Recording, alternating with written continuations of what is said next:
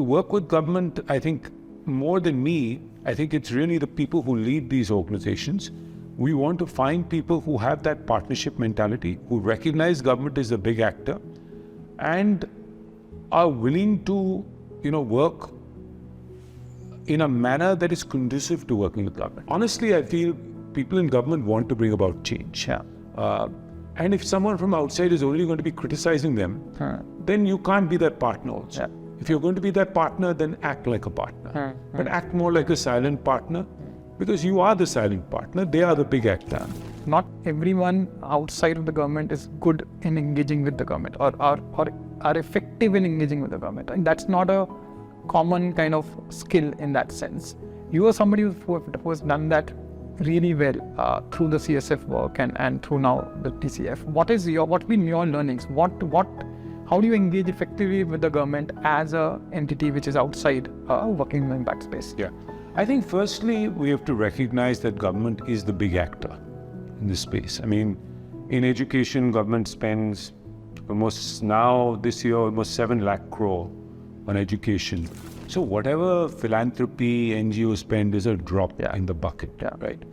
I think philanthropy has a role, which is it can do a lot of innovation, new things. We've seen NGOs in India come up with new models of showing how literacy numeracy can be solved. It can build evidence. You can pay for the evidence building. You can come up with interesting working with government on policy solutions based on the evidence, and then support government with policy implementation. But really, to work with government, I think more than me, I think it's really the people who lead these organizations. We want to find people who have that partnership mentality, who recognize government is a big actor and are willing to, work in a manner that is conducive to working with government, which I think involves a few things. Firstly, that you recognize that government is a big actor. Yeah. 2 is that you take no credit. I mean, really it is government who is the big actor. They are the ones driving it, and you're playing a backroom, backseat role, a support role in the equation. 3rd is, even if one finds gaps, which there often are in implementation, it is to be shared with the key actors. It is not to be taken outside. Our job is never to criticize government. Because somebody else can do that. Yeah, you're not media. I think in our role, it is a positive role, because we are working with change agents who actually want things to improve. Yeah. So as opposed to writing op-eds about what isn't working, our focus instead is on having an honest discussion with people, saying, look, here are the improvement areas, and here's what we can do to work with you, or here's what a partner can do to work with you. And I think that makes it a very positive, because honestly, I feel people in government want to bring about change. And if someone from outside is only going to be criticizing them, then you can't be their partner also. If you're going to be their partner, then act like a partner. But act more like a silent partner, because you are the silent partner, they are the big actor. Other extreme also is something that sometimes observed, right? You get too subservient. So this is one extreme that you're talking about. The other extreme is that you're not speaking up enough. You're not kind of sharing evidence, sharing data. You kind of become almost a yes man to what's happening, and that's something again that's detrimental to the overall outcome. So I think for many of our organizations that work with government, you have to respond to the needs of government. You have to be willing to do certain things that you may deem to be menial, right? But it's part of the game. I think I apply like a 80-20 rule at the end of the day.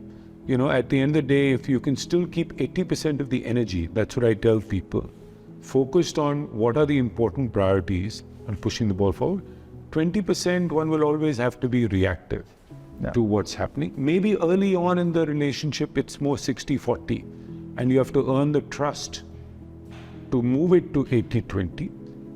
I have personally found that if the concerned actor feels that you're providing a good supporting role, they even ask for new ideas. You have the chance to even share, as opposed to just doing implementation, ideas around what could make it better. And most state governments, most people are actually very receptive because they're in the mode of actually showing results.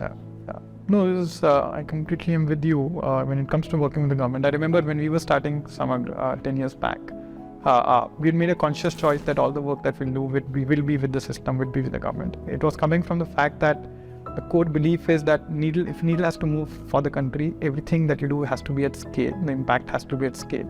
And if scale is an imperative, then government becomes an imperative, because government has the maximum reach, government has the mandate, government has the resources, as you're saying, and you cannot wish away the governance process. You have to kind of engage with the government and make things happen.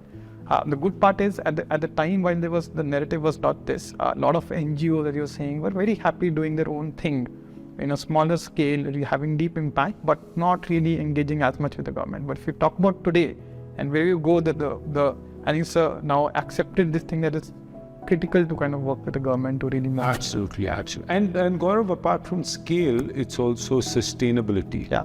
No NGO can sustain anything. If something has to be sustained, it has to be embedded in the system, owned by the system, run by the system.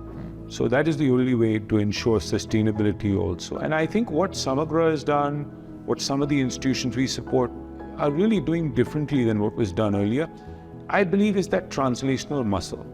There are good solutions in India on the ground or in other places. It's really finding ways when government has the political will to do something, which it does in many areas, to be supportive by bringing these innovations, but figuring out how they will get embedded in a systemic manner. Yeah.